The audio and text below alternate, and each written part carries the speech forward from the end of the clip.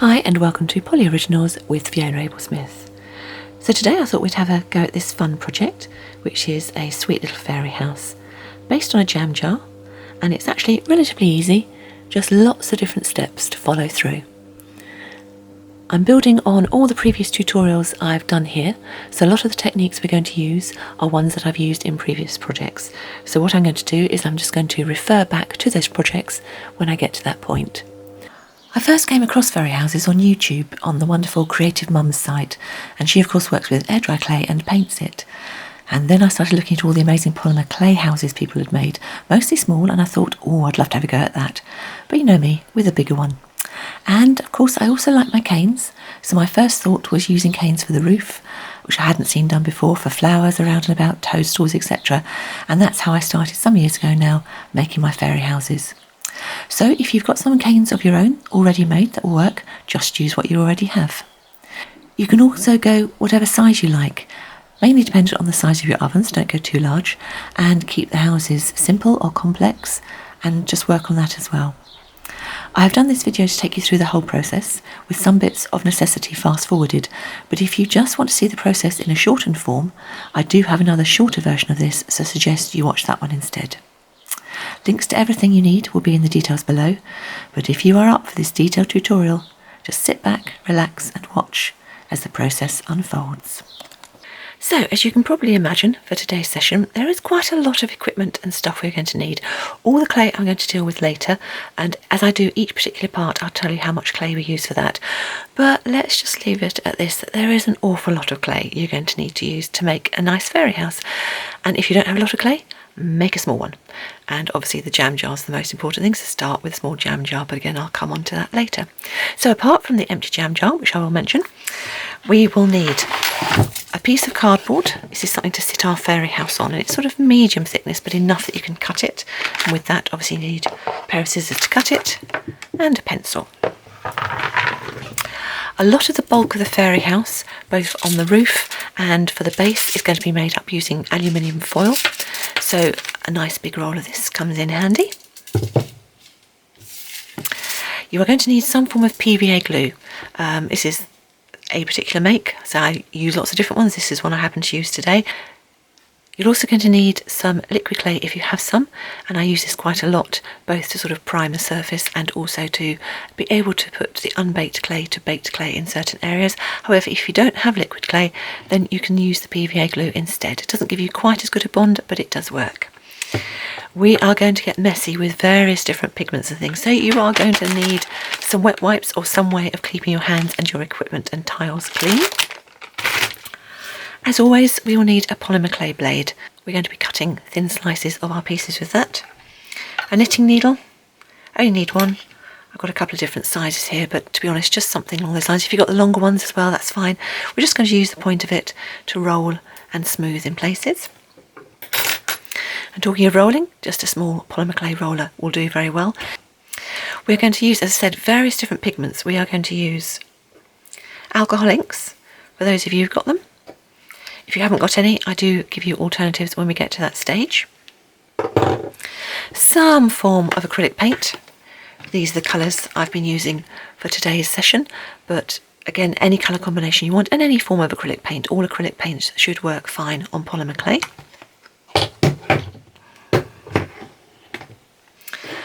Some form of bowl that you can bake in. Doesn't have to be completely symmetrical like this, but we're going to put our roof upside down to bake in its first baking, so something like this is very handy.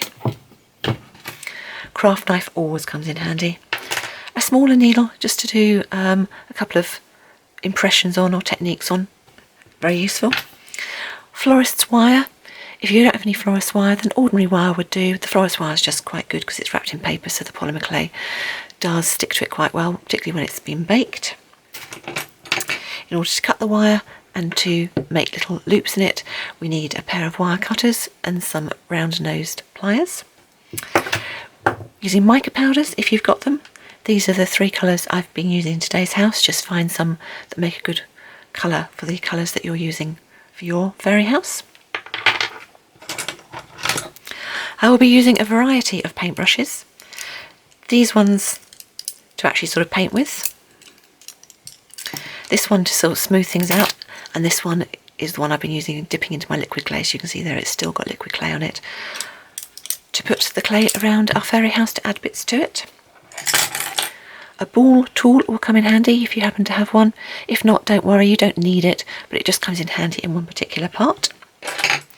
And some form of texture sheet. Now, texture sheets can be anything. You can buy ready-made texture sheets. This is actually the top of a scouring pad. I've never used it obviously for scouring, so it was brand new when I started using it for polymer clay, but I'm going to use this quite a lot. Now, these do shed little bits of green. If I do this enough, you can probably see there's tiny bits of green coming off on here. Now, where I'm using it today, I'm not using it on anything that's going to make a difference to. In fact, I'm using it on a lot of foliage, so actually having a little bit of green is quite a nice finish to it. If it's something where you want something pristine, then don't use this, particularly not on white. You'll get little bits of green coming off, but it does give a nice good texture. And also for texture, a small bit of aluminium foil just rolled up. And the other thing I have used when I'm sticking the foil in place is a glue gun. Now, obviously, if you are using a glue gun, safety first. Do follow the instructions for any glue gun you've used. If you haven't got a glue gun, then again, PVA glue can work. We'll also need some tiles to work on, both to put our piece on as we're working and then to bake in the oven. And of course, a pasta machine dedicated to polymer clay that we will use to make thin sheets. If you don't have a pasta machine, then you can simply roll out the sheets instead. And where I do skinner blends, just do a simple plain colour.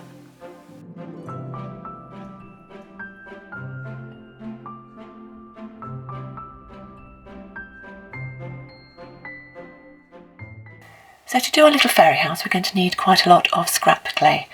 So for those of you who are already polymer clay artists, I'm sure you'll be like me and have quite a lot of scrap. And I know that quite a few people who are completely new to polymer clay do watch my videos. So for today's session, rather than use scrap clay, I am going to be using Sculpey Original. It's very easy to work with, very easy to condition, and also very easy to sculpt with. So I've got here about the equivalent of 4 packs of polymer clay, small size polymer clay, so about 8 ounces. And I've put this through on a thick setting of the pasta machine.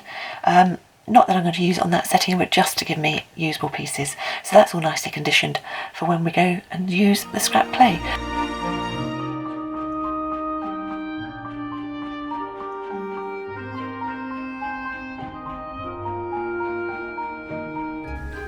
So what we need for today's project is a nice clean and empty jar. This is a jam jar. I've taken the label off. If you can't get all the sticky residue off, don't worry, it's not going to show in the finished piece, but if you can, that's brilliant.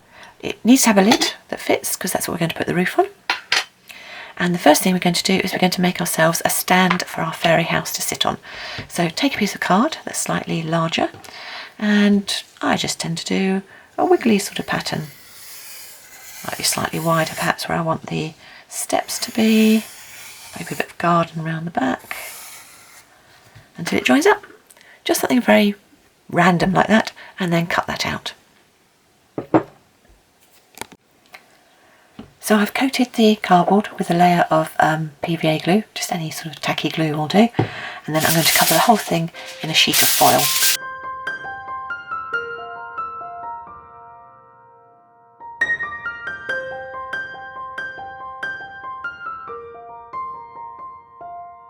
So I need to decide where I want my pot to stand, and then I'm going to build it up because I actually want it to go a little bit higher, so probably about an inch or so off the base of this, so I'm going to have room for steps coming down. So here's our jam jar, and I've got a nice sort of flat lump of foil.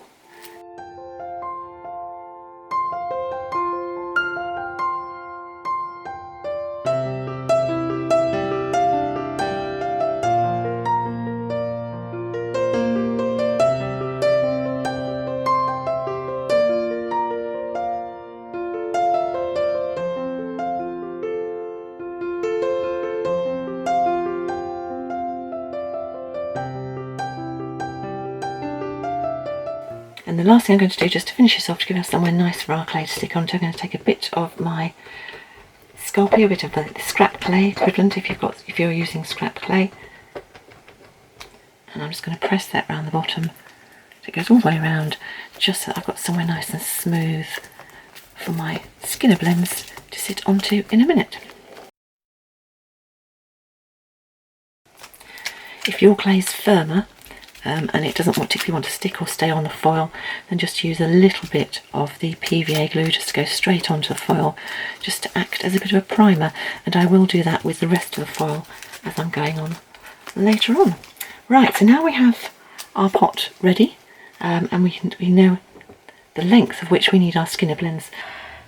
So to make the walls of our fairy house, the sort of the trunk of it, so to speak, I'm going to use 3 different Skinner blends, and we're going to use these for, say, wrapping around the side of the jam jar, but also doing this little chimney effect on top of the roof as well.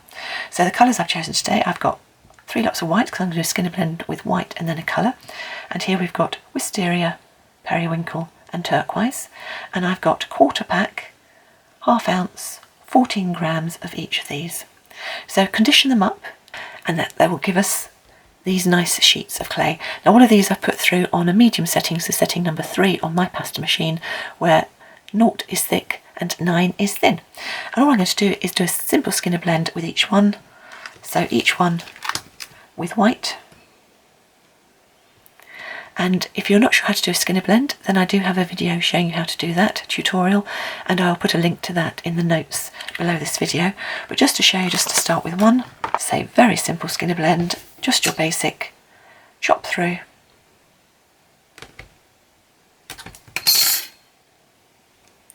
Put the 2 parts into triangles, put your 2 triangles together.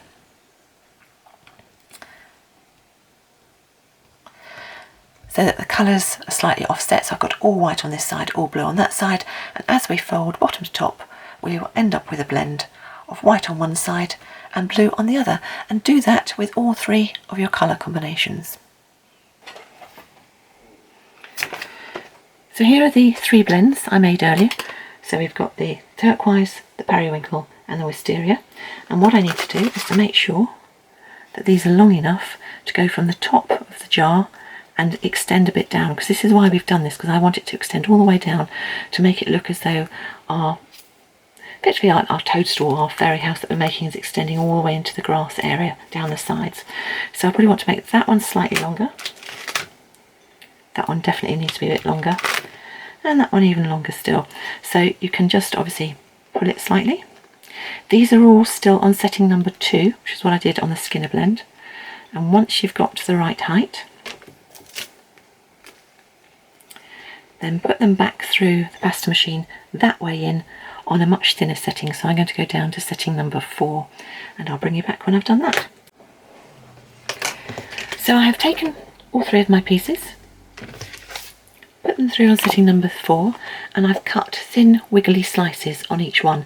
And what we're going to do is going to start putting them on the jam jar, going just below the rim, because obviously we need to put the lid on. If it helps, put the lid on at this stage so you can see exactly where you need to leave undone with clay, and they should go from the top and extend down. So I'll just do the first couple. So we're going to go up to the top and push him on, and it should just stick to the glass, and because we're going the whole way around, we don't need to put anything else on the glass, no primer or anything. So I'm just going to go around and alternate and overlap, making them slightly wiggly if you can. Let's keep him that way. So sometimes you'll have to really pull them round. And you can do these wider if you want. Do wide or thin, however you want to do. And then just keep going round. Do random, don't keep doing a pattern. And I'm going to speed up now, as you'll see what we're doing as we go round.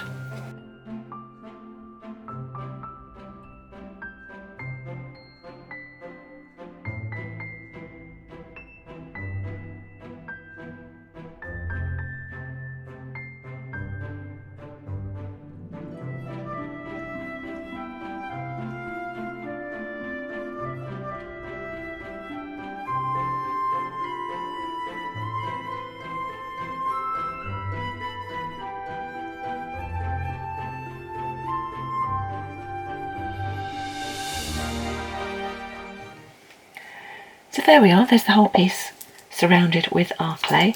I literally only just had enough with the amounts we did, so if your jam jar is bigger, use a bigger amount to start off with. So having got our jar covered, I'm going to take the lid off, because what I want to do now is either with your fingers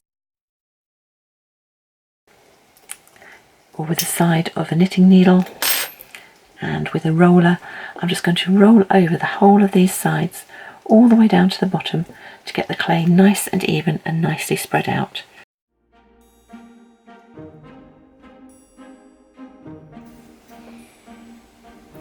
So I spent a few minutes just kneading all the sides and rolling it all in. If you've got a little brayer roller, that can make life a lot easier, so if you've got one of those, definitely do use it. And I've also just taken off all the little offcuts, so anywhere where it wasn't quite sticking together, so up here I had quite a bit of a gap, I've taken those all off, because there's no point having the clay there if we're going to have the grass going up to the part where that goes. So the next thing I'm going to do is just mark in, just very roughly, with my knitting needle, where I think the door and the windows are going to go. So we put the extra foil here, so I think my door is going to go about here.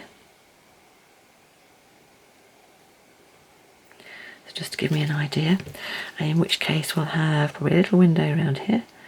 And when I'm doing fairy windows, I don't worry about the shape or size, because I'm working on the basis of fairly organic structure. So any openings are going to be fairly organic, but obviously be as neat as you want to be. And then we'll have like a long one coming here. So just do whatever takes your fancy. But having got those marked roughly in, you can now start putting some texture in to the main part of your fairy house. Now I'm going to use lines because I like to inscribe lines, and I'm going to inscribe my lines so that actually go down where all the joins are, so the joins become less obvious to the eye. You could of course just use any form of texture sheet over the top of this, create little dots or little indents, or use some form of texture sheet, but for me I'm just with the knitting needle. To start with, I'm going to go down where each colour joins. I'm going to miss out the bit where I'm putting the door and the windows are going to be. And I don't know whether you're going to notice, but every time I do that, I'm just going to take off the excess, because if you don't, you'll end up with a dark bit of colour at the top. Now whilst that's fine, it doesn't actually bother me. I know it probably will bother some of you. And then in between, I'm just going to go down wiggly lines. So each time I get to the bottom, just grab it with my finger to take off the excess. Now you will notice that bits sort of come up and flick up to give a sort of a slightly rough texture. Again, I really like that with this technique. If you don't like that, then you might want to do a different sort of texture finish. I like to come out and sort of go around in bits, so sort of go across bits as well. And I will just go round the whole of the side of the jars, ignoring the bits where I've got the windows marked out, and just create the lines. So again, I will carry on doing that, and I will bring you back when I am done.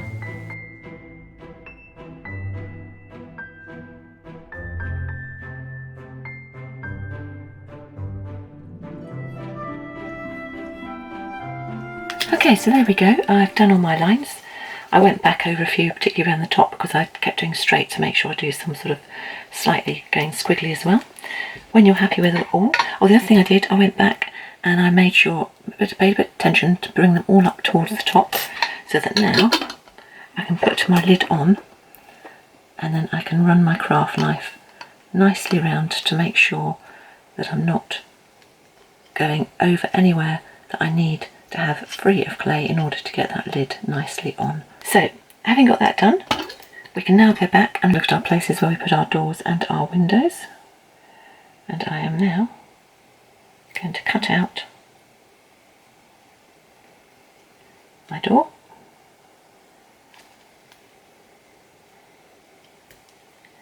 And because we hadn't put anything on the glass, it should pull away relatively easily.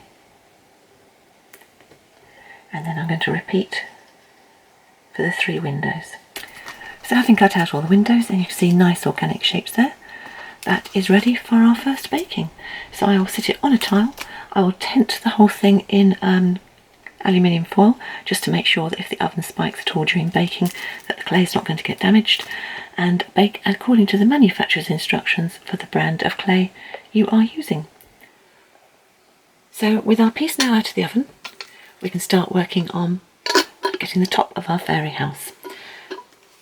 So the first thing I've done it's just made a dome of foil that's going to sit on top, and then I'll start building up more foam around this, building out the shape, building it out, and then put an extra piece of foil on top. So again, I will fast forward through that so that you can be able to see all the process.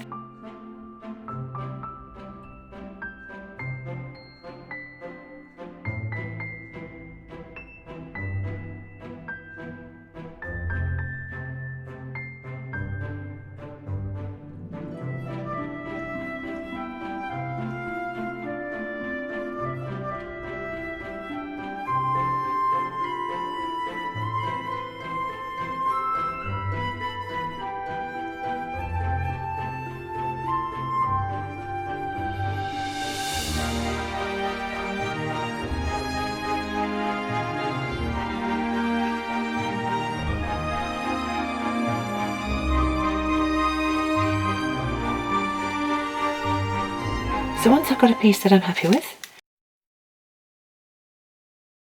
I will attach the lid to the bottom of the foil with glue. Now this is going to be very hot, so be careful.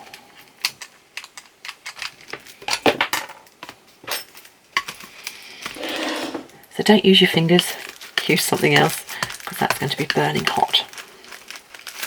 And let that cool down. Now you probably noticed the very last layer I put on was one big sheet of foil, so it's pulled together all the other bits that went on. You'll also notice that it's not completely symmetrical, in fact it's slightly lopsided. So what I'm going to do now, as soon as that glue's dried, I'm going to cover the whole of the inside with quite a thick coating of PVA glue and a bit around the outside of the top bit as well, and then I'm going to use some of the scrap clay to put a nice thick layer all around the inside and build it right up so it actually goes all the way around the rim of this to help hold the lid in place. So I will speed up and show you the process of doing that.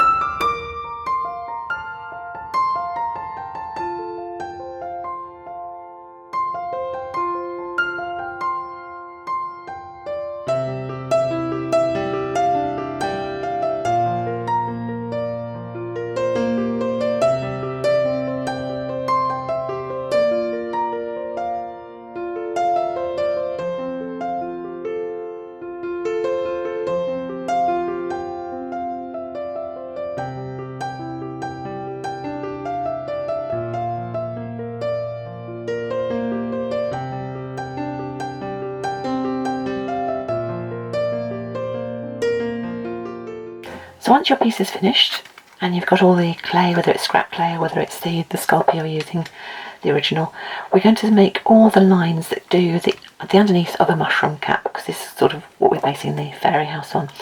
And the easiest way I found to do that is to do a section at a time. So draw a little line in, pull right out to the outside, and then go back there.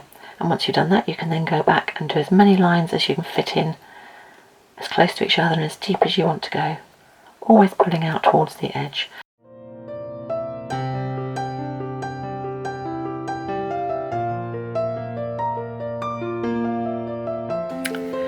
So there's our piece finished, and I've made sure I've gone the lines all the way up and all the way around the edge as well, and right up to the middle. Now we're going to paint this once it comes out to give some nice sort of blend of colours. Of course the other option is you could always do a skinner blend from here coming out, and if you were going to do a skinner blend, then I would recommend doing it similar to the way we've done this. Do it in small stripes rather than trying to fit the whole skinner blend around. And again, you'd draw your lines in and then you'd be done. But as I say, we are going to paint once this is baked. So pop it in something that it can bake in upside down. So I'm just going to use a little metal bowl here I've got. But you can use any bowl that's suitable to go in the oven. And as per usual, I'm going to tent the whole thing in aluminium foil to make sure that if the oven spikes whilst baking, it's not going to spoil the clay. And then we'll bake it normal time according to the manufacturer's instructions for the brand of clay you are doing.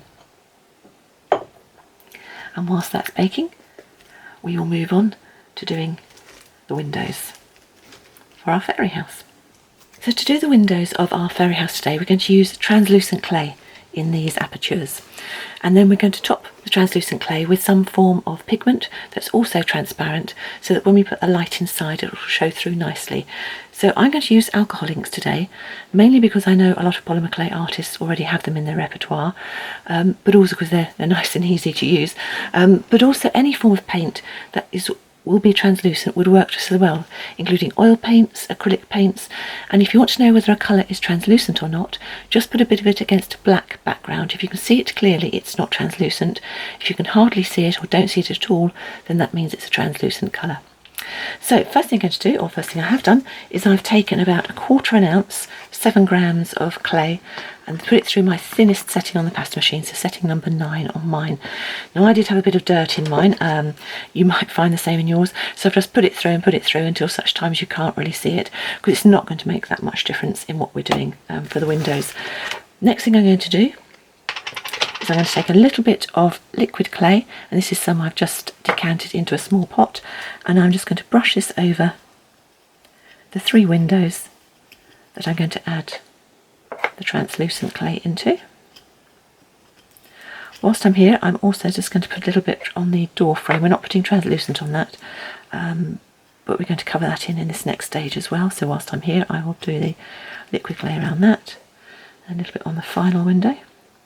And then take a small piece of your lei, chop a piece off that's going to fit in to the aperture. And what I normally do is I'll put with my finger, put in the middle, and then spread it outwards. Because what you're trying to do is make sure you've got no air bubbles trapped inside. So you can do most of it with your finger.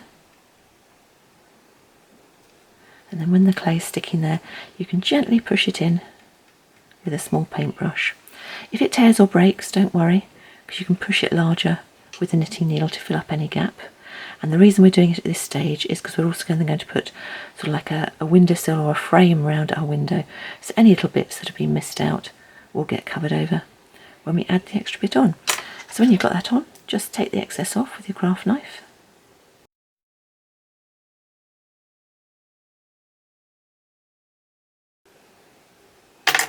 So push it back on with your paintbrush and or a knitting needle just to finesse any gaps you've got.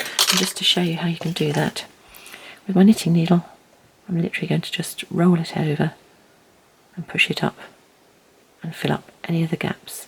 Push it nice and neatly into the edges. And say, do that with all 3 windows. Leave the door for the minute because we're not going to do this with the door, we're doing another technique for the door. And when you've got them all done, we can start putting the colour in. Once you have all 3 done, then start working on your colours, and I would suggest working on the lightest colour first. So I've got a little bit of just wax paper here, because all you need is a single drop. You'll be amazed how far that goes. You can put it directly onto these, but it runs all over the place, and quite often obviously if you're baking it up standing upwards it runs to the bottom.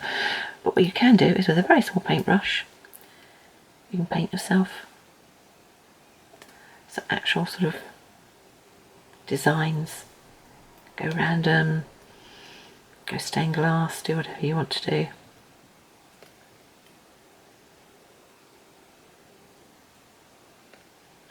I'm only going to do 3 colours today, and I'm going to start with the pink and then work my way around. Let's have another one over here. I haven't really got any design as such, just looking for organic shapes really, just mirroring the shapes I've got elsewhere.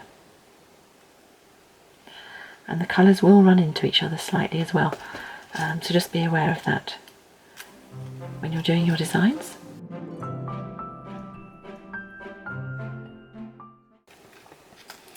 Just going to wipe my paintbrush and I wipe in between each of the colours.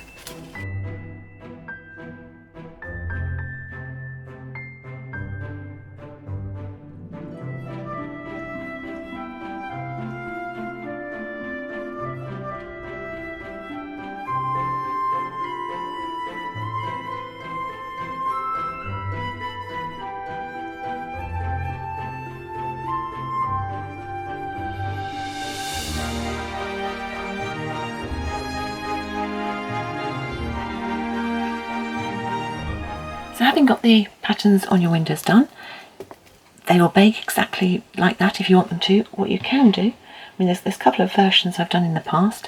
One is that once they've come out and they've been baked, I've used a Sharpie, just a black Sharpie pen, to go around and create sort of stained glass effect with little lines.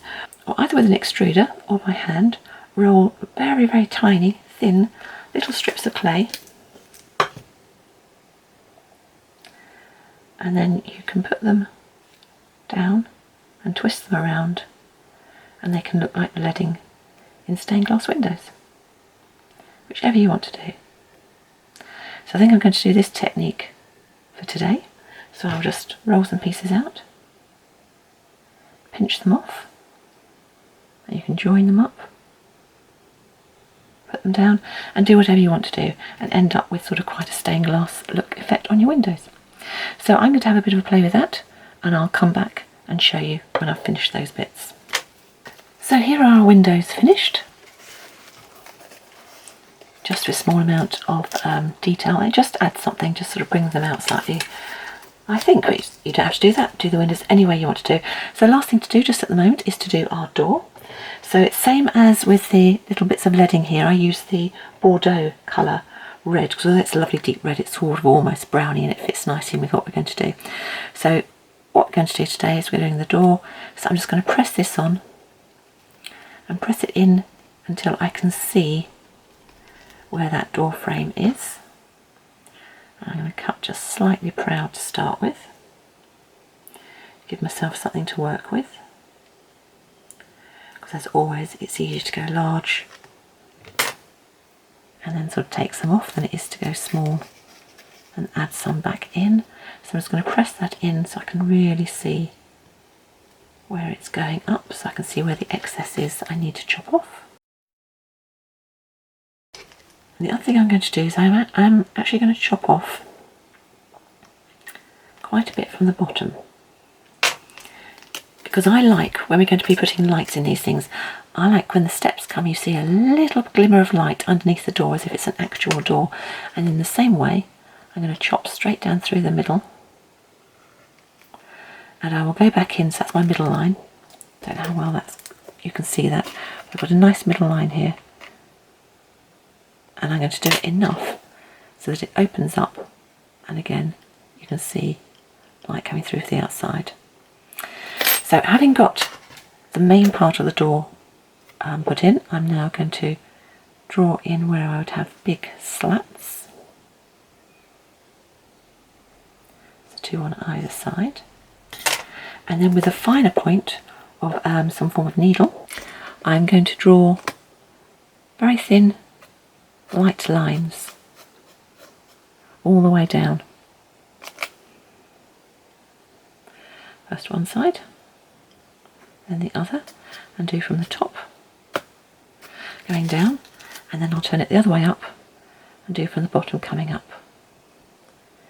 And this is to give a sort of a wood grain effect. Now whilst you're holding it, obviously be careful where your hands are. Don't go putting your hands on your windows. If you're finding that a problem, then bake it first, obviously without the door being in, so that your windows are baked first.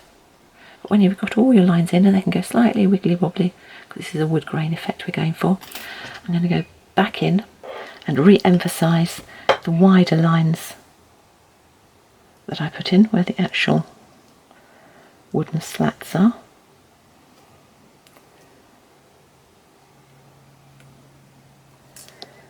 And I'm also going to go back into that middle line I did all the way through, so that we'll be able to see a tiny slither of light when there's a light behind the door.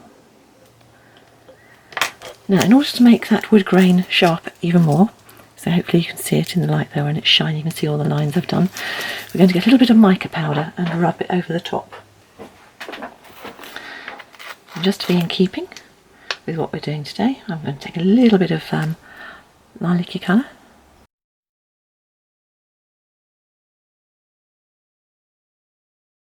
If you get any of the mica powder places where it shouldn't be, on the baked clay you can just wipe it off. Now you want to have some nice door furniture on, so some slats coming across where you'd have the hinges that hold the door on, and also a little opening mechanism. So I've just taken a tiny little bit of the leftovers we'd got from doing the colours around the side. So I've put it through on setting number 6. I'm just chopping off. So I've chopped off a little rectangle.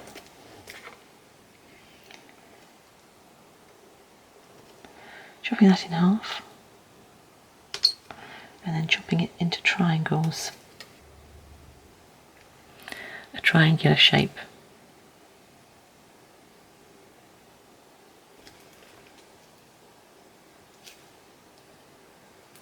So that'll go from the outside of the door towards the middle.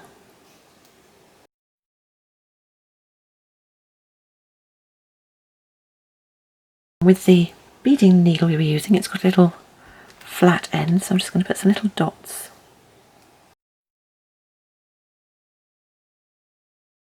So for the door knocker, I'm just going to roll a thin piece of clay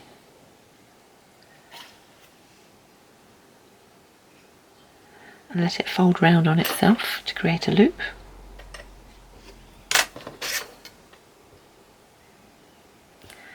So that that can then sit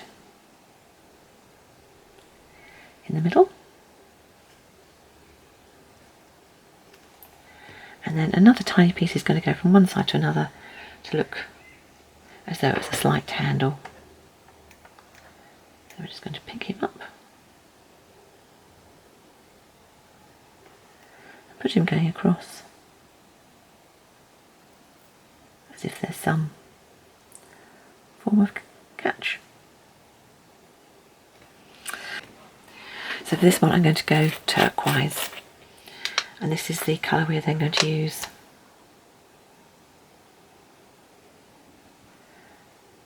around the windows in a moment or two.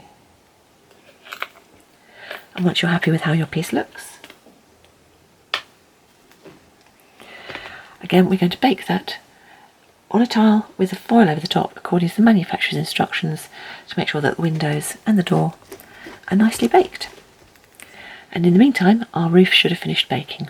So when your fairy roofs come out of the oven, what we need to do now is we need to do our little chimney and to cover the top of it. So to do the chimney, we need a couple of bits of foil.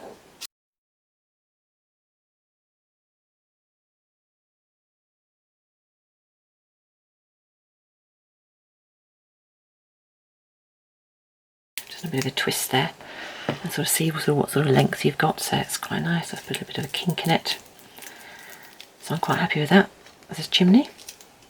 I'll just flatten the bottom, so it'll come, I don't know, possibly even go that way up, something like that. And then on the top of it we need another little bulbous.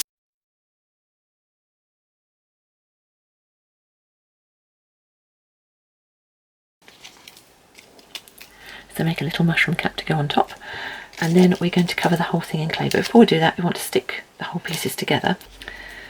So we're going to stick the cocktail stick as far up our piece as we can go, and then we're going to see how far down we can get it to fit.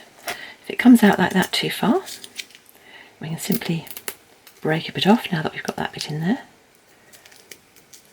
because we now know that he will fit on there.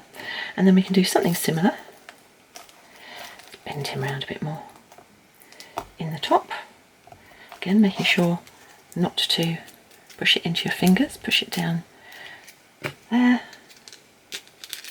and push it into the top. And there we're going to have our chimney, our extra mushroom, whatever you want to call it, that comes off the side of the fairy house. So all we're going to do now, leave that piece in situ there, and we're going to coat all of this in a layer of scrap clay or this, say, original Sculpey, seeing as that's what I'm working with today. Now because this is so soft, I know I can literally just use this to fold straight around my piece. I don't need any glue. If you're using scrap clay and it's quite hard, then I would recommend putting a little bit of PVA glue or even liquid clay, if you've got enough to use, onto your foil, just to give it slightly better purchase.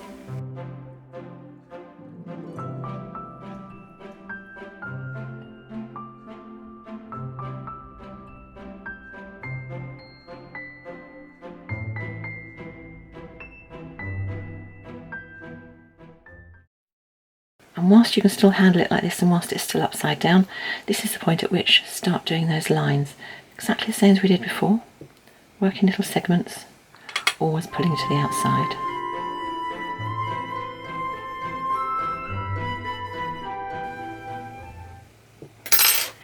And once you've finished all the way around, we can come back to our cocktail stick. And if we add either liquid clay or a little PVA glue, so I can now put my piece back on where we had it, make sure I'm happy with the position it's in. And now I'm going to take a little bit of extra clay and I'm just going to roll around sort of log of clay so that I can push this around the base of our extra piece, just to help hold that nicely in place.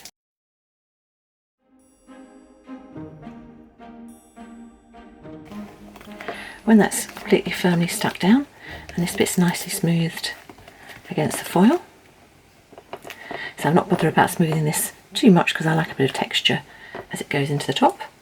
But there is our piece, so we're now going to bake that. Again, as before, on a tile, though this time it can sit this way down because obviously this bit's all nicely baked. Whole thing tented in foil and bake according to the baking instructions for the brand of clay you are using.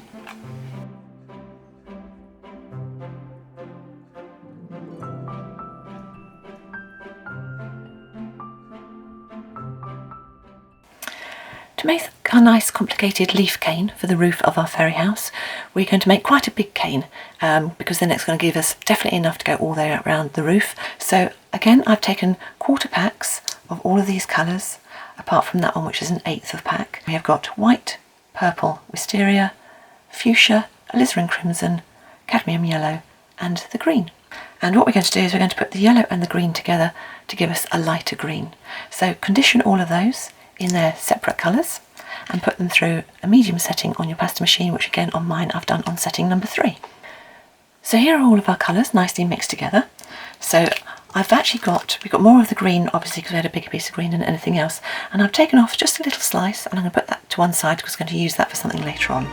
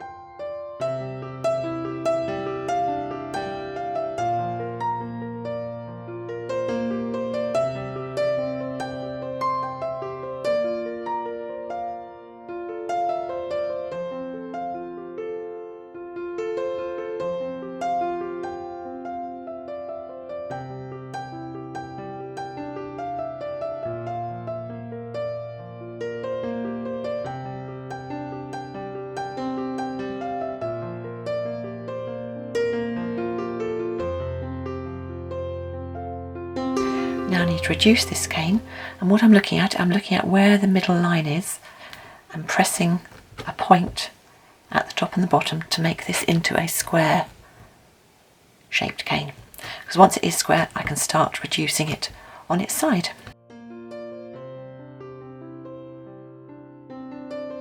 And when we've got it down to about, probably sort of getting on to about 4 inches, 10 centimetres in length, we will give it a chop through and just see what we've got.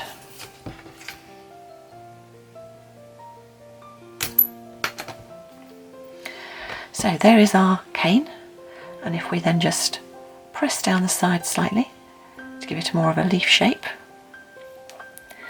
that'll be the cane we're going to use for our roof. When we put our leaves on our fairy house, we're going to need a little extra bit, a little triangular shape, just to neaten off the edge, which will make sense when we do that in a moment. And I'm going for nice contrasting colours, because I've gone between the purples being one of the colours of the fairy house, and then the blues being another colour for today's project.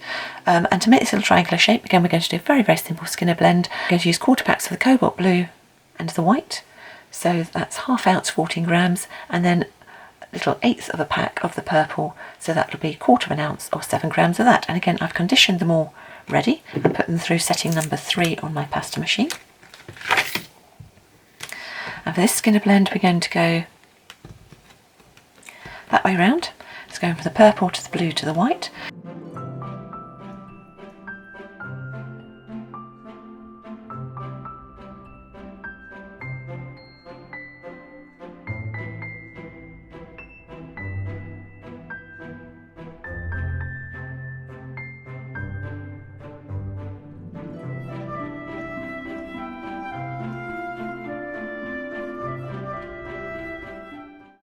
Okay, and that's all we're going to need it to for the moment, because this is going to sit underneath and in between the bottom of our petals as they go around the outside of the roof of our fairy house. So whilst the roof's baking again, we can turn our attention to the windows. And I'm just going to take my paintbrush and a little bit more of the liquid clay, or again, PVA glue would work just as well for this. And I'm just going to go around the outside of all the windows.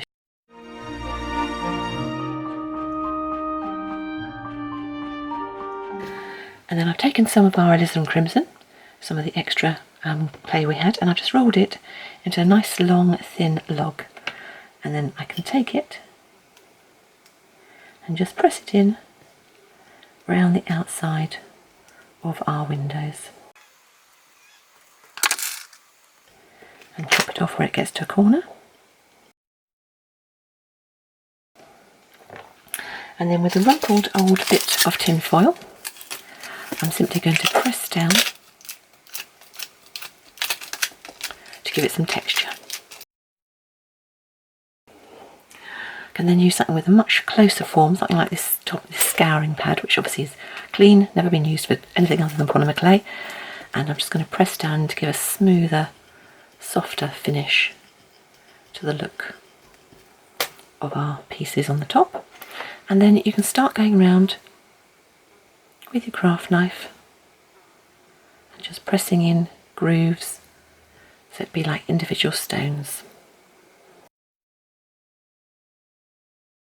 And having gone round, I will then go back to make sure I've done the grooves right on the inside and also right on the outside, so that it looks like they're separate, individually placed on pieces of clay rather than one long strip. And having gone all the way around with that, we can go back, and the colour we used on the door, these bits, the turquoise, I've got a little bit more of the mica powder. And again, just taking a little bit on my finger, I'm just going to gently go over the top of that, so it really brings out the texture that we've just put into that piece.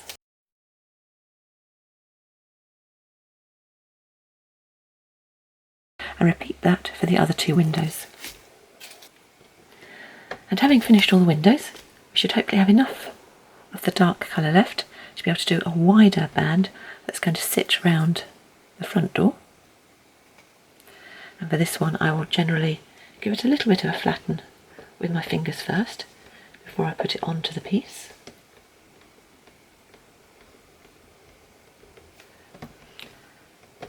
And then cutting one piece off flat, that will sit right down at the bottom. Go nicely round over the door,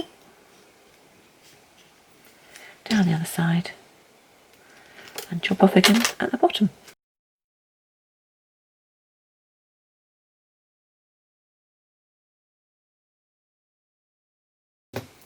And then with a smaller texture over the top. these ones I will normally work from the bottom upwards, doing both sides at the same time, just marking them in. The aim is to reach the middle point with the same amount of stones. So either to have one in the middle or to have a middle point. And then, as before, go back in.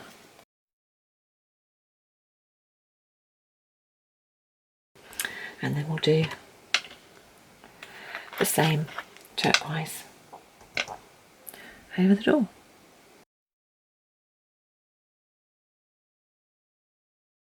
And when you're happy, we can get that one ready to bake.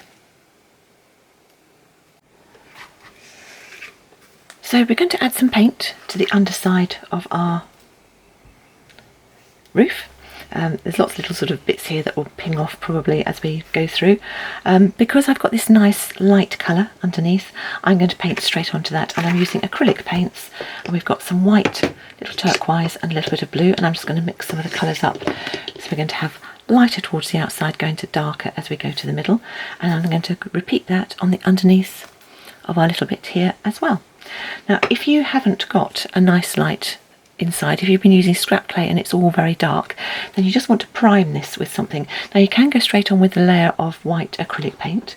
You could also use a layer of gesso, and there's some I've decanted into a pot here.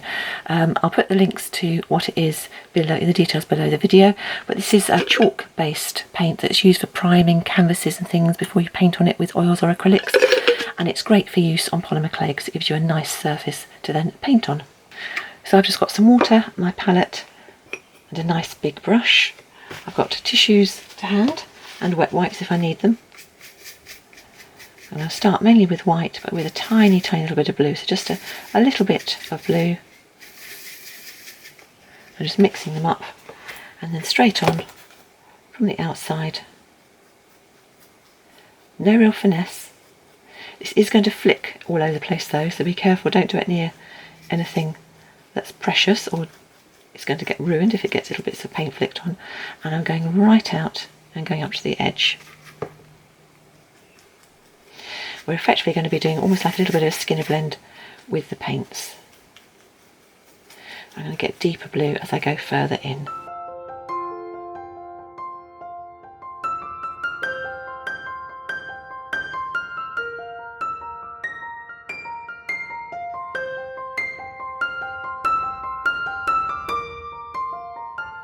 Okay, so now we're going to take a bit more of the turquoise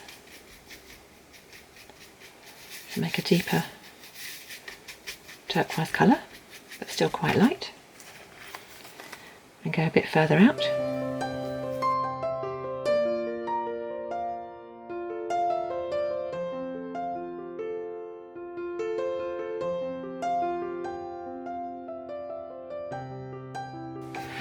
Now into the straight turquoise.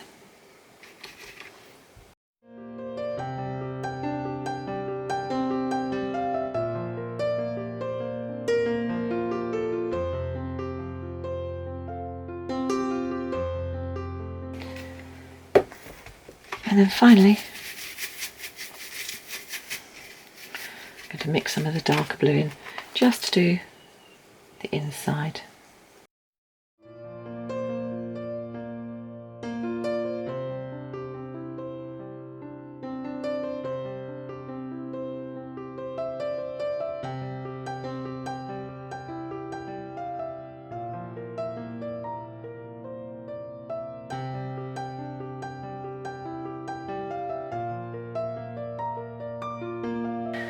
And I will quite often paint just the inside of the lid. I know a lot of it's going to be scraped off as soon as you start to put the lid on and turn it, but I just think it gives a nice inside finish rather than leaving the inside of the lid blank. So whilst we're waiting for the main part of the house to start working on the grass. Now the grass is going to be made up of all sorts of mixtures of greens, sort of blues, little bits of purples and everything else. If you have got lots of leftover bits of clay, just grab yourself portions of the clay. You probably need about a pack and a half, so about 3 ounces, so about 85 grams of clay. in total to make a nice amount of grass for what we're planning to do today. If, however, you don't have lots of leftover bits of clay, I've put together some of the colours if you're got brand new packs of clay, and they make these 10, will give us these 10 colours. And when we start mixing these all together, it'll give us a really nice grass formation. So the easiest way to do it, because there's quite a lot of clay, we're going to chop all this clay into tiny little pieces. So rather than do it all at once, I normally chop all my pieces into at least 4. They can be equal amounts or not, depending on what you want to do. And it's good when you were doing something like grass, because this is only going to be a background colour that we will do other things on, to have a whole range of colours, and also to have, like we have here, some of the colours that are picked up in the other bits of your piece. It's good to have some dark, some lighter, and as we're going sort of roughly sort of greeny, we've got lots of different types of green going on.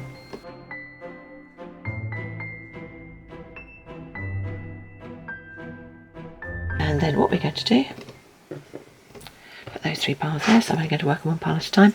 We are just going to chop this into very, very small pieces, holding our blade, obviously very carefully, just literally going backwards and forwards, chopping it into small pieces. So I will do this one, show you what I'm doing, and then once this one's done, I will rush through all the other 3 piles until we have a good amount of clay ready.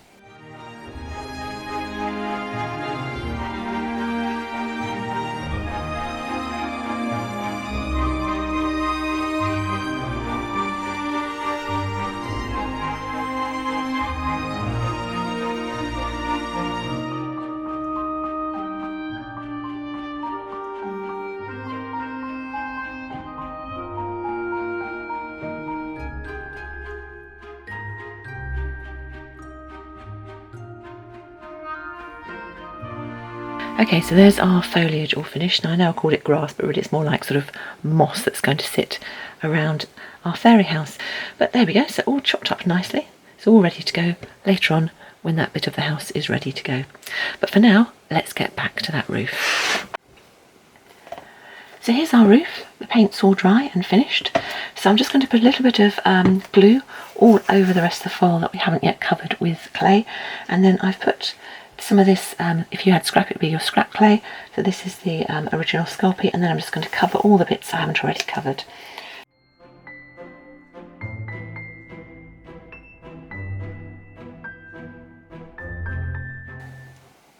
If you had a huge amount of leaf cane that you're going to decorate the whole of this roof with, you wouldn't need to necessarily put on a layer of extra scrap clay.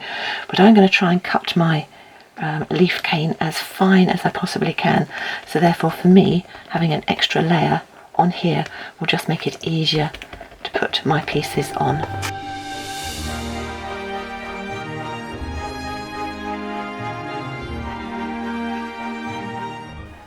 Now you've probably noticed I've had sitting behind me for some time these little mixes, the same colour mixes, same skinner blends as we had for the main part of our fairy house. Now you might remember that I used all of mine up when I covered my jam jar, so I've had to make myself some more skinner blends, just using half the amount of clay we used for the main ones. And at the moment, again, these have gone through on setting number 2, because I was waiting to see how tall I needed them to be to go around my little extra bit here. Now I'm not going to need very much, I'm just going to take a small amount off because they all actually are roughly the right size. And the same as we did before, I'm going to put these through, put these bits to one side because they can come in handy later on. Put these pieces through on setting number 4, going through that way on the pasta machine, so I get thinner pieces but wider, and then same as before, nice long swirly bits, and then we're just going to layer them all up and put them around our piece there. And I'm going to put a little bit of liquid clay on this bit first, just to make it easier for them to stick to. If you haven't got liquid clay, then as always, PVA glue will do.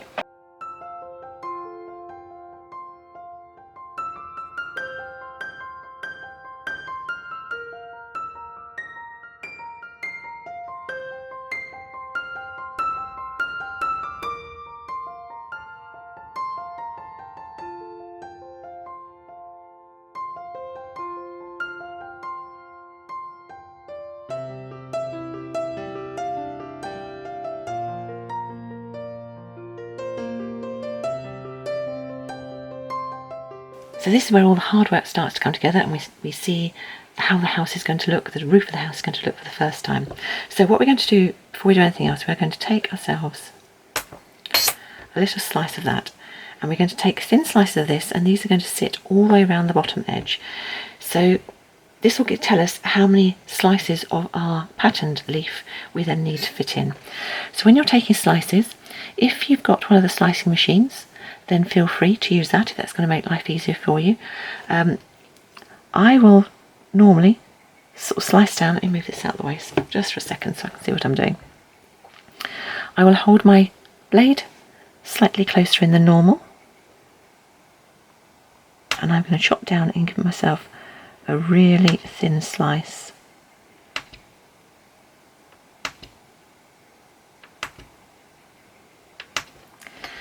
So I'll take 6 and let's see how we're doing. So pull those open.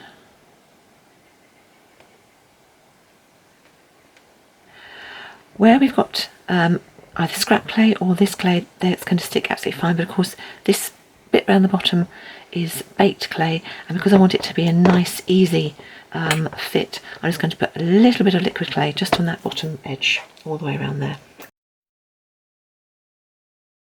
Right, so these are going to sit right at the bottom edge, and they always want to point up to the main point of your piece, and these should go around so that they're touching each other at the bottom. Now I'm not pressing them on too hard at the moment because we don't know how easily and well these are going to fit round to make a complete edge piece. So just add them a few at a time. So you've got 6 here already.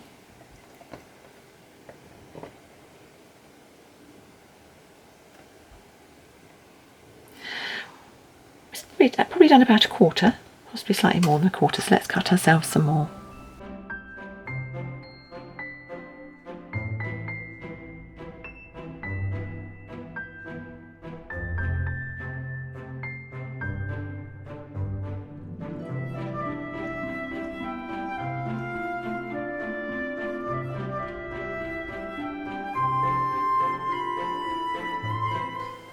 Actually, that one's going to overlap a little bit much, but I'm not that worried about that. That's not too bad at all.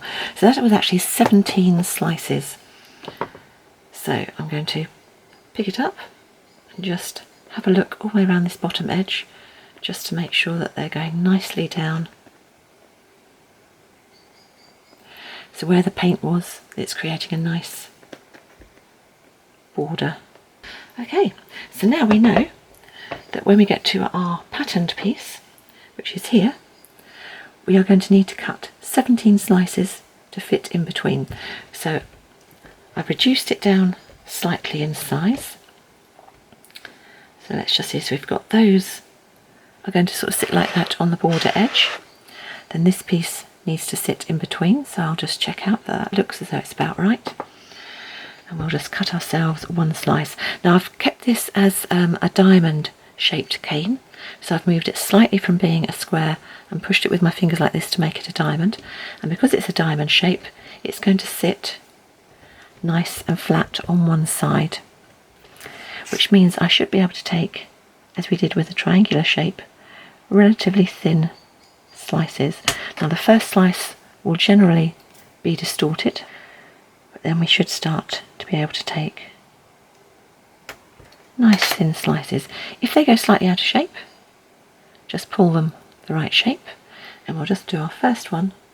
So he's going to sit inside those 2 triangular shapes and point towards our crown, and yes, here's a good fit. So I'm going to carry on now, taking some slices and adding them round the outside.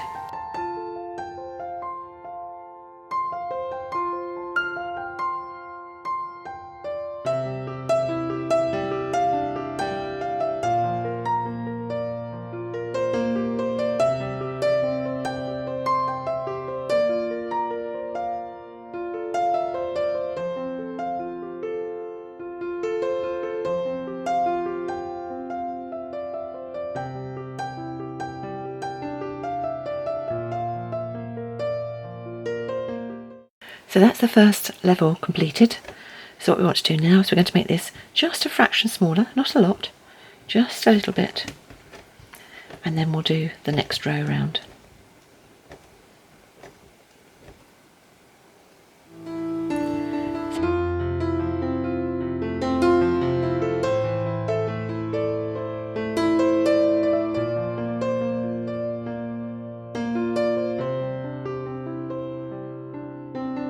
Where you've got a piece that comes up against your other piece of your chimney or your extra toaster, whatever you want to call it, just cut off a bit when it gets to the bottom. And when we do bits around the side, you'll see that I actually cut side pieces as well, so we end up with quite a nice pattern going round the bit of the toadstool at the top there.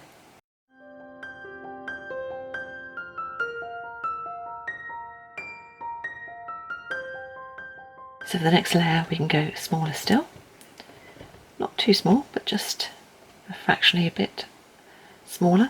And I always work on the basis that we cut our cane into 2 halves, and if you can do your first 2 main layers in 1 half, then you generally have enough for the next layer. So just check the size of it, so that's about right. So I'll take some slices off this one, and then I'll need to reduce this cane down to this size to do the rest of the slices for this particular layer. So first things first, neaten off the end and then add some on.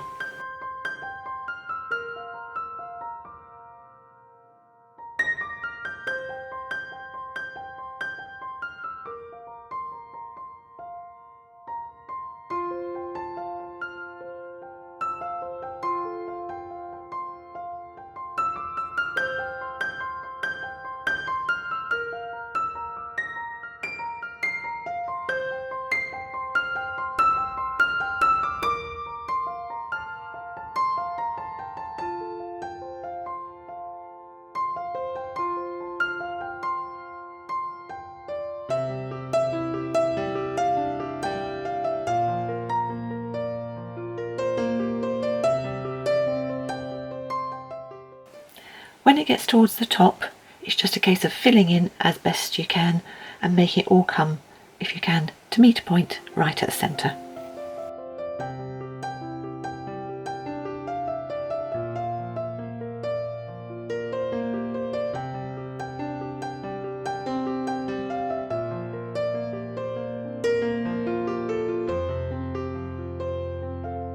And now we need to do the same to create our pieces to go over this top.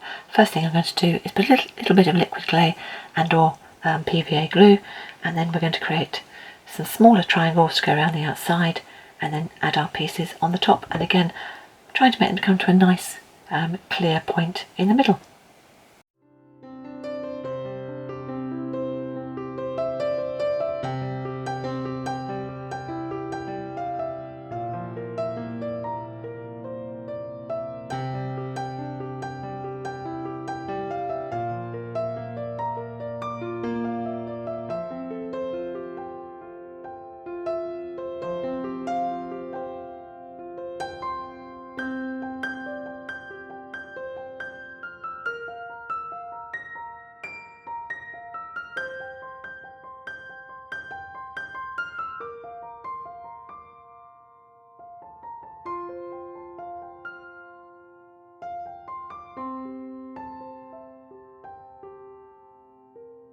So I'm just going to make a little round cap for the top of our fairy house, and we're going to use this for flowers elsewhere in the fairy house as well later on. So to do that, I've got my triangular cane, and I'm just going to chop that into 4 even pieces. I'm going to put 2 pieces together, and then I'm going to force them flat. So push the white bit towards the bottom. Repeat for the other bits. Push them flat.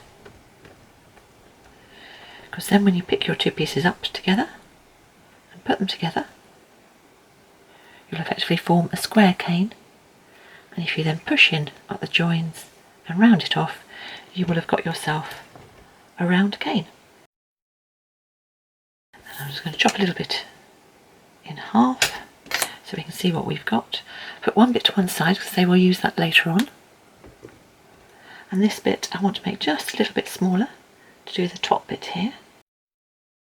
So it's sort of one small round to do our top here, and he can just sit right on the very top. And then a smaller one to do this side, so I'm just going to make just the front of this smaller.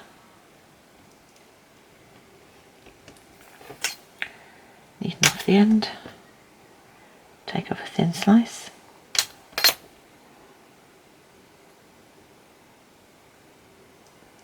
And that will be the top of that side.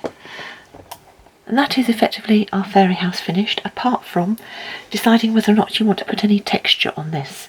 Now, it's very nice and bright and shiny, but to my mind it looks very sort of new and pristine, and I'm thinking my fairy house is a little bit older than that. So I will just add a bit of texture before I bake this. Now, you could add texture. We've got the scouring pad here, and because this is a dark colour, I'm not worried about the pattern coming off. So I could just press in with this and give myself a texture all over.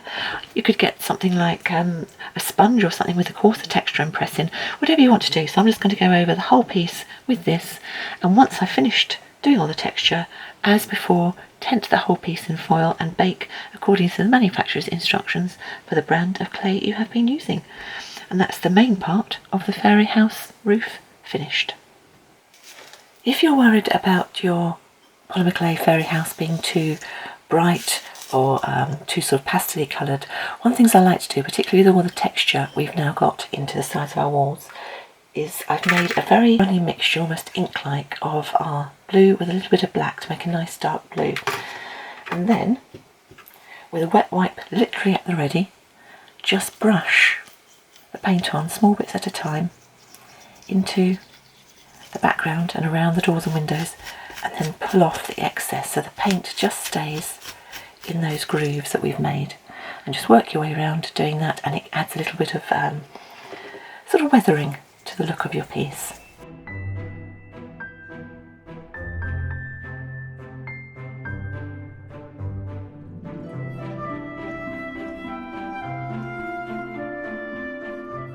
And with the same colour, we're going to do exactly the same to the underneath of our roof.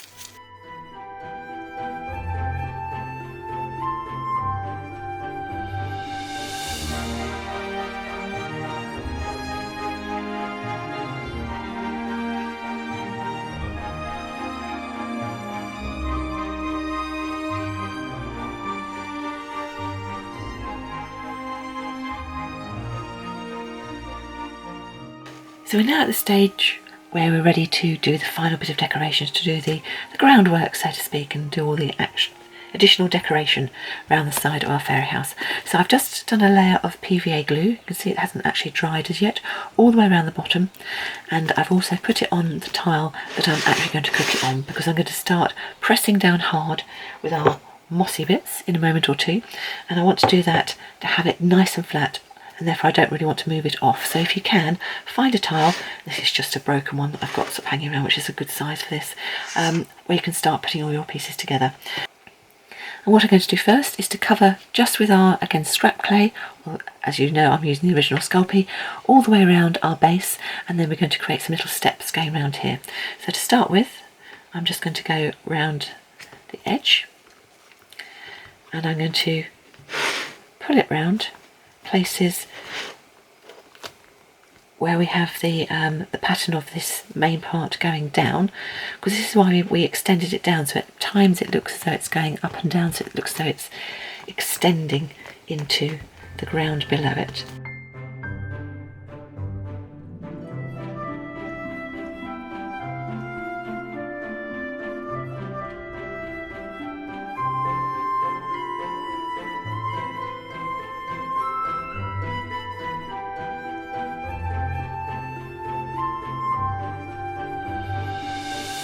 That should just about have left me enough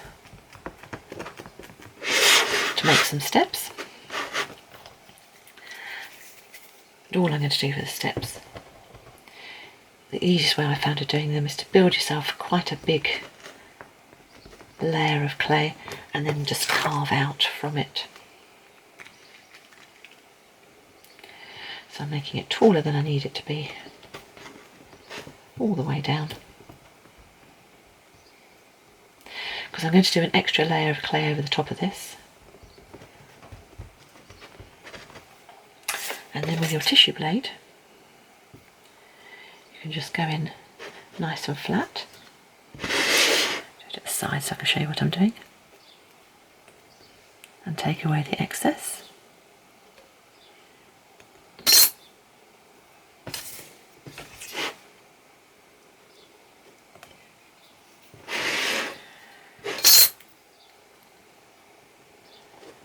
Put an extra bit back in there. So I can have a decent sized top step. And then, because I like to have my steps quite curved, I will bend my blade slightly and chop down.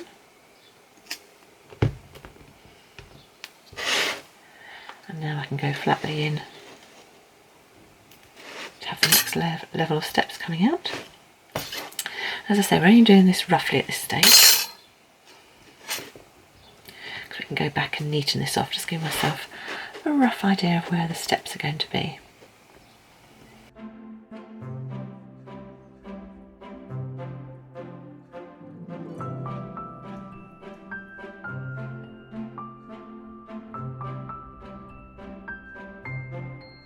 So I'll now spend a bit of time just going back in, just neatening that up. So I spent a bit of time just adding some extra clay and sort of finessing around the steps, and I've also been round, made sure it's all nicely pushed down into the tile, but I've added extra little lumps of clay here and there as well, just to add more height to the piece, so that when we stick things in, we've got a bit more purchase for the things to go into. Okay, so we need to make ourselves a little leaf cane that's going to go around the outside of the fairy house. So we're going to do a very simple one. We're going to use quarter of a pack of green cadmium yellow, so that's ½ an ounce or 14 grams, and then 1/8 of a pack of the periwinkle and the purple, so that's ½ an ounce, 7 grams. These three we're going to do as a skinner blend in that direction, and this one's going to be the veins that go in between. So the next thing to do, as usual, condition all our clay in the individual colours.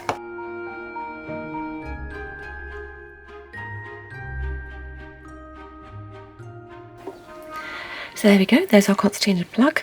I've done that probably about 3/4 of an inch, about 2 centimetres across, and as before I'm just going to flatten it down round the sides slightly. Give it a roll. And this one, we don't need too much detail because this is going to go very, very small, so we're not going to see a lot of detail. We just want to have that slight change in colour because it looks more natural. And as we did with our previous one, I'm just going to draw in 3 lines down the side, 3 on that side. They don't have to be even. And then we're going to chop down. And this time, when I cut through, there's no insert. I'm literally just going to put a piece of this purple. I'm going to put this through on a nice thin setting, probably setting number 7.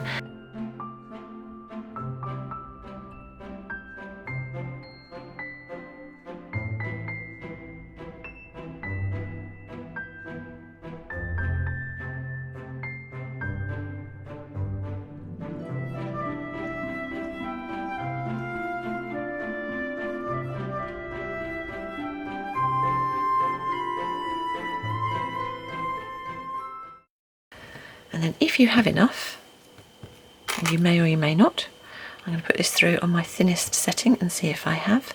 I'm going to try and wrap the whole thing in a layer of this purple.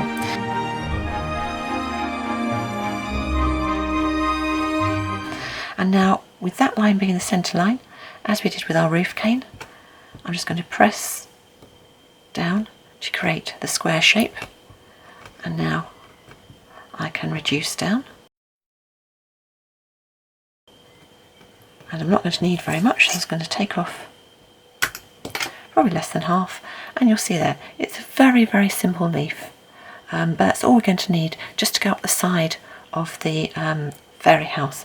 Now, as I mentioned before, if you've got your own leaves already done, your leaf canes and or your flower canes already done, then absolutely use whatever you've got. Just make them the right size and decorate your fairy house with those. What we need to do now is we need to put a piece of clay over the top of the steps to give some definition. And what I've done is I've taken all the odds and bits and pieces from the canes that we've been making. So for instance, like this one, this is the leaf cane we're going to be using to decorate the side of the house. Where it's distorted at the end, even though we haven't started using it yet, if you just take off the distorted end and say do that with all the bits and pieces you've got left over, then even if you haven't been someone who's had a scrap clay up to this point, you can use all these bits as scrap clay. We're just going to put those through the pasta machine on a medium setting, so setting number 3 on my machine, until we get a nice flat sheet of one colour, and then we're going to use that to lay over the top of the steps. If you've been using scrap clay the whole time, then just get yourself another piece of nice dark, sort of dark stone or dark brown colour, and put it over the steps. So I'll just get this done and bring you back when we've got to that stage. So all of our scrap clay's made this nice sort of piece.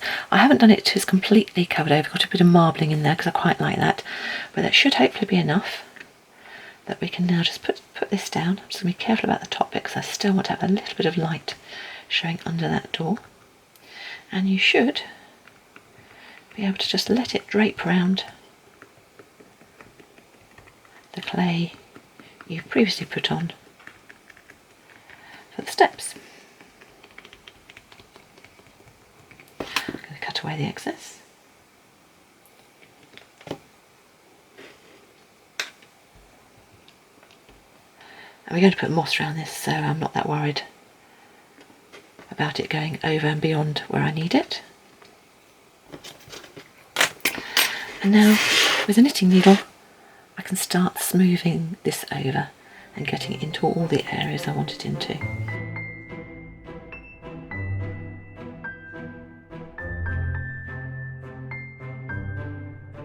As before, a piece of foil paper and I'll put a scouring mat. So I'm just going to press down with this one first to give an all over texture, and then with our foil pressing that in to get some deeper grooves and crevices. Okay, and once that's done we can start putting our actual step lines in. Now the first thing to do is with the blunt end of the craft knife, or a thin needle if you've got that, thin knitting needle, something like that, I'm going to go right round the bottom to create a nice groove where each of these step layers sinks down.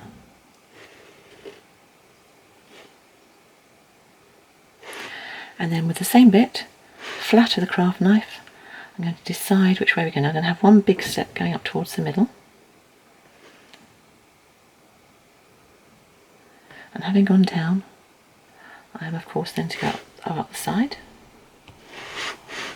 which means then we'll have one down the middle and one coming out there and one coming out here, and then the bottom step they'll go in between. And you can make yours as big or as small as you want. These are quite big flagstone-y type steps.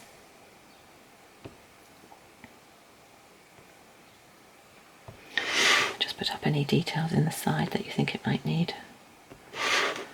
And there we go, there we've got our steps. And the last thing we're going to do is we're just going to put a little bit of mica powder over them just to bring out that texture we put in. And this time the mica powder I'm using is sort of a bronzy colour.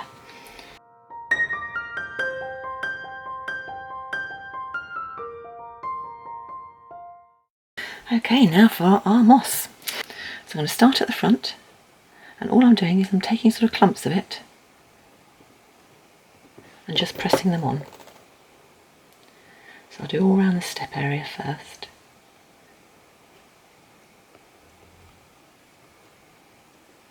You can spread it out a bit where it gets down to the bottom. Press it in.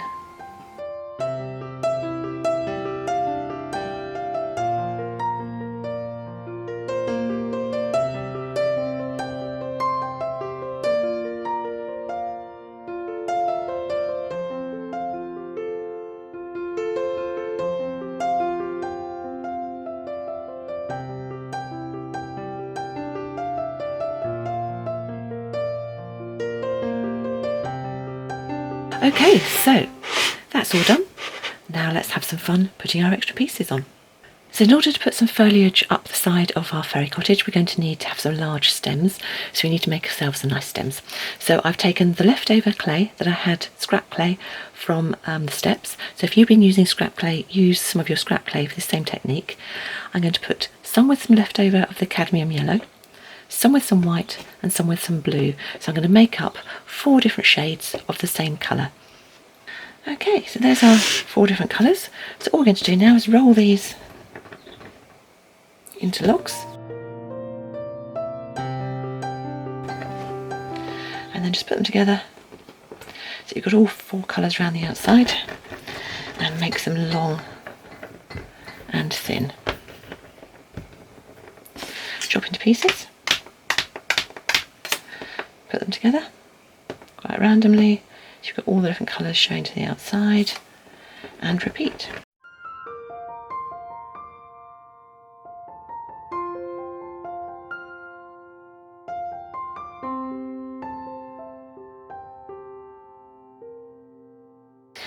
So I'm happy with that. I'm going to unswirl it because I don't actually want it to go round. But from a distance, that will look like a piece of tree bark going off a fairy house. So I'm just going to chop myself off a smallish piece. Roll one end to quite a thin point, and then make the other piece longer.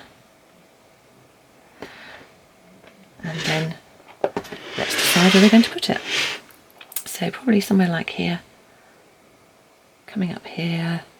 It's nice to make it go squiggly and round, and probably coming off somewhere there. So in order to get it to stick, I'm going to take my liquid clay and my paintbrush and just mark in roughly where I want it to go. It's easy to do a little bit at a time because it's quite difficult obviously to see where you're putting the liquid clay otherwise. Nice sort of swirling, twisty look is good. And we'll have him coming down somewhere like here.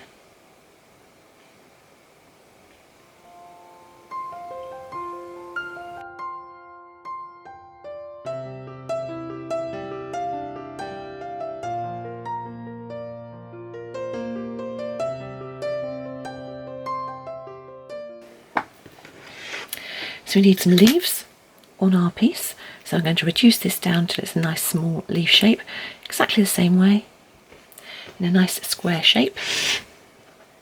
So see about the size, I'm quite happy with that. So all I did, once I got it to the size I wanted, I just went and softened off the edges. And then as we did with the roof tiles, we're just going to take thin slices from this, cut ourselves lots of leaves and start adding them on.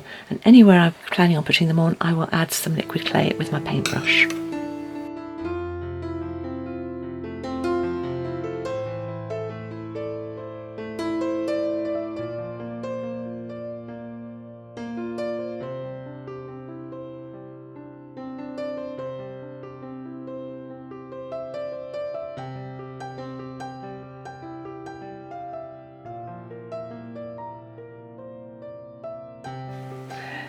So here we go, house with all the leaves around the outside, and as you can see I made sure they overlapped quite often, the windows, even put some right down the bottom of this piece.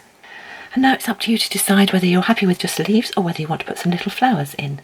And if you do want to put some little flowers, then what we're going to do is going to take a little bit of the fuchsia, it's probably about 1/8 of the pack, same with the white, and about half that amount of the blue, so a very small amount, probably about 1/16 of a pack. Condition them all thoroughly. The white I have made into a triangular cane. The blue's gone through the pasta machine, and all I'm going to do is I'm going to put the white on top of the blue and cut out a piece that's the same width, and that then goes over the top of one of the points. We're then going to reduce that down .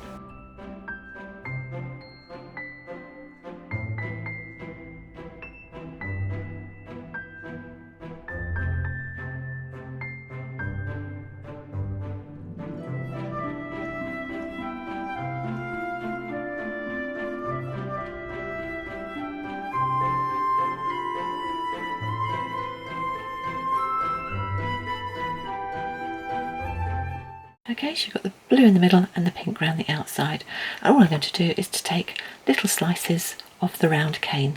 So when you're slicing a round cane, the general rule is to slice and roll, slice and roll. Now I'm going to decant a tiny blob of my liquid clay into the lid. And then with a ball tool, one that's smaller than my piece, and you can do that size or you can do that size. I think actually I'll do that size today. I'm just going to gently round it around the ball tool, dip it into a tiny bit of the liquid clay, and then decide where I want my flower to be.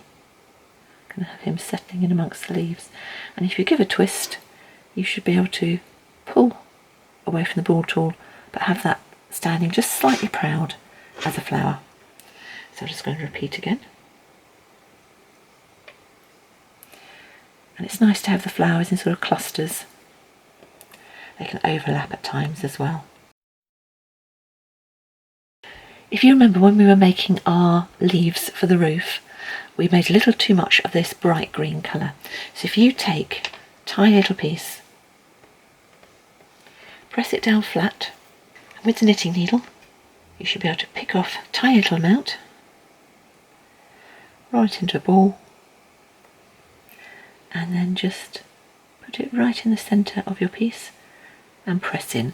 That gives a little dark centre to your flower and also helps press the flower nicely into the side of the fairy house. So as before, I will carry on doing that, adding flowers all the way around the outside, putting the little green dots in and bringing you back when we are done. So there we are, all the flowers finished as well.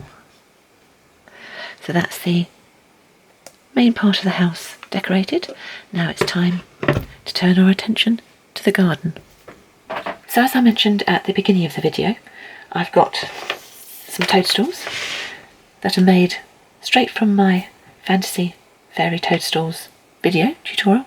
And these are some ones I did actually make whilst I was doing that tutorial, and I've held on to them until I had a project where I thought they'd work well with, and I think they're going to look quite nice in this one. So when we make them, we have the stems here which have got the wire in them.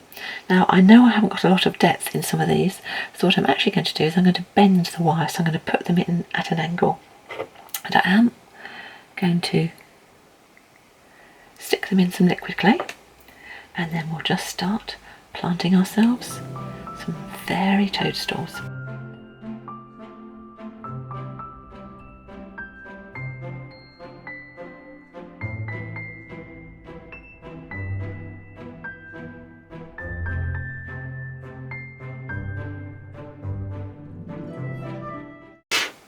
And again, at every point you can stop and you can leave it, but I think it'd be nice to have some few more sort of flowery bits going on around the outside. It's nice to have some little flowers to put in our moss garden and to have these set up on wire stalks just to give a bit of height and interest. So you can take whatever colour you like, but this happens to be the leftover bit that we use to decorate the walls of our fairy house.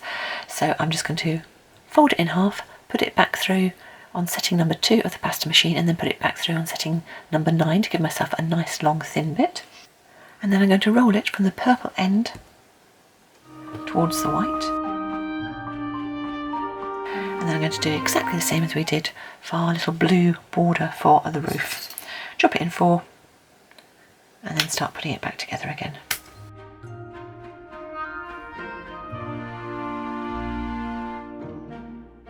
I'm just going to put it through once, because what I want to do is I want to keep as much of the white as I can around the outside, and as we did before, flatten it down. Just don't take off those messy ends. Cut it in 2, put it together to form a square, and then I'm going to round it off to create a nice round shape. Now I'm going to make this smaller because we don't need very much size when doing these little flowers. Something about that size should be enough. So I'm going to use florist's wire, and the reason I'm using florist's wire because it is wrapped in very thin bit of paper which sticks really nicely to the liquid polymer clay and will embed very nicely in the moss garden. So I'm just going to chop myself off slices, and I usually put these larger than I want because I can always chop them off and sort of make them fit whatever size I want nearer the time. I'll just give myself a little round hook in the top there. And the green clay we had left over from doing our initial big leaf cane, just put this through a pasta machine on a thin setting. So I put it through on number 6. If you've got a little cutter, you can take a little cutter just to cut out circles, and then you will know that every flower is going to have exactly the same size middle of the light green clay. And because I say this has got paper on it, it's going to stick nicely to the clay, so I'm just going to wrap a tiny little bit of green around our piece there. I'm then going to roll and cut a slice.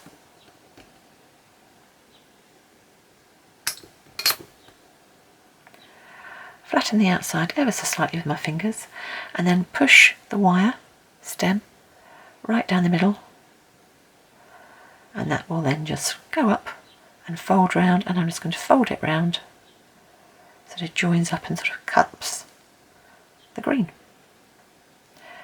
If you can, just pull a little bit of the purple base down around the stem, just so it sits nicely in and gives you a nice shape. And that is one flower done. So I will do multiples of those, lay them flat on a tile for baking, a little bit of cardboard to make sure they don't go shiny, and then we'll have a whole load of flowers to put both in our flower garden and to decorate the top of our roof as well. To make a nice leaf cane, I have done white, yellow, green and a bit of the purple, and there's probably about an 1/8 of a pack of each of those and about a 1/16 of a pack of the purple, and I've done them flat, put them together in a skinner blend as we've done before, and ended up with one like this. I'm just going to fold this in two, put it back through the pasta machine on setting number 2, which is what I've done this skinner blend on, put it back through on the thinnest setting, and then this one we are going to concertina as we've done with our previous skinner blends, and I will bring you back when I have that done. So there we go, a nice concertinaed log with a small amount of purple on one end and then more of the white on the other. So I'm just going to press it down slightly flatter. Then with my knitting needle I'm just going to press down to force the purple in to a groove. Can you see that there? And then we're going to force the white lighter area round the outside to create more of a round shape, and that is it. That is going to be our cane for our leaves for our garden. So what I'm going to do is roll that flatter, and then when we get to the stage of doing the leaves, I'll just show you what we've got. We are going to take small round slices, and each slice we take, I'm going to find the scouring pad that we've used the whole time, press it in between to give a bit of texture, and then each leaf will just bend slightly towards the dark part, and we will create little bushes for our flowers to sit in that will sit in our fairy garden. So here we have all our leaves ready to go, and here we have our fairy house. So what I'm going to do is to take the leaves and I'm going to put them into a circle, but slightly with a gap in the middle.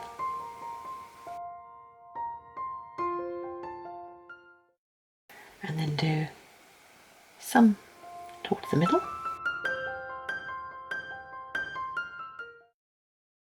So you've got a nice little clump of leaves. And then with some of our liquid clay, here are all the flowers that we made earlier. So I'm going to take 5, and once they'd baked I did another little coil just on the bottom end so that when I dip them into polymer clay, the liquid clay, and then stick them in, they'll sit nicely inside the clay. And I'm just going to put a bunch of 5 right in the middle of this bit.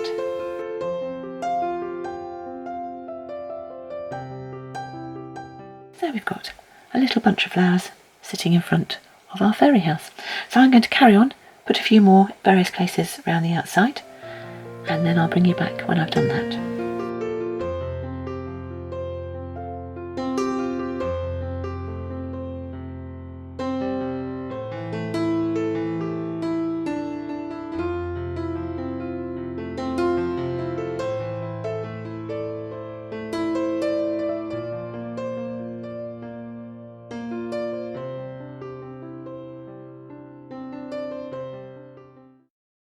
So all the flowers are now around the fairy house, and I've left some spare to put on the roof as well.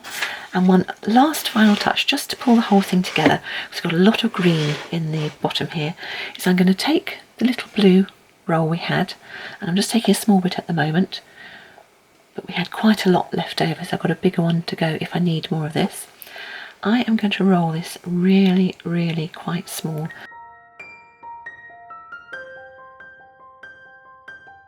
So the pattern's still there, and I'm simply going to cut very small slices. Again, doesn't matter if they're not all complete slices, but what I need to do with these, I'm just going to place them straight down into the ground of the moss in a fairly random pattern. In sort of like swirls which are going to link all the various pieces together.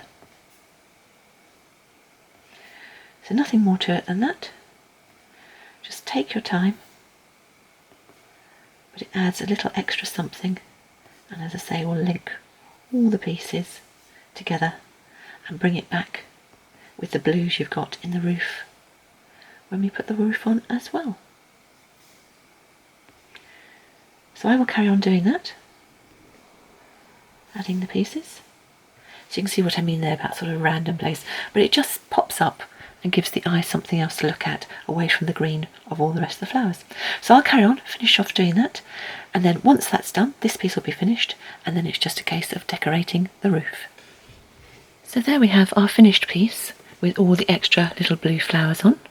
So I've gone all the way around the sides, and I think it just makes it pop out, gives it a little extra something having the blue, and of course the blue will match with the roof when that goes on as well. So now, as before, say it's still stuck to the tile, so I'm going to bake the whole thing in situ, wrapped in foil.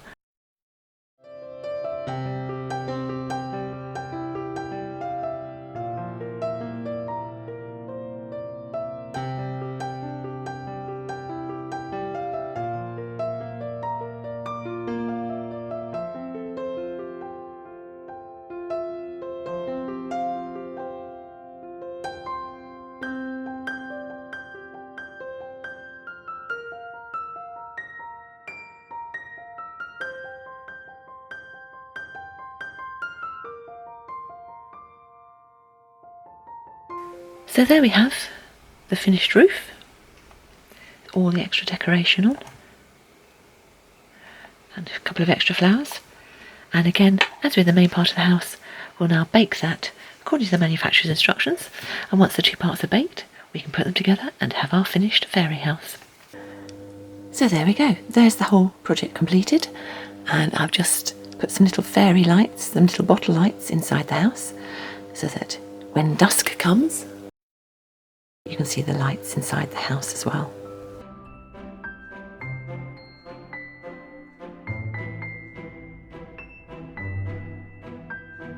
So I hope you enjoyed that tutorial. I had great fun making this, and this is just one of many sort of types of fairy houses that I've made. Now I know a lot of you are very sweet and keep saying to me, why do I do all these ones for free?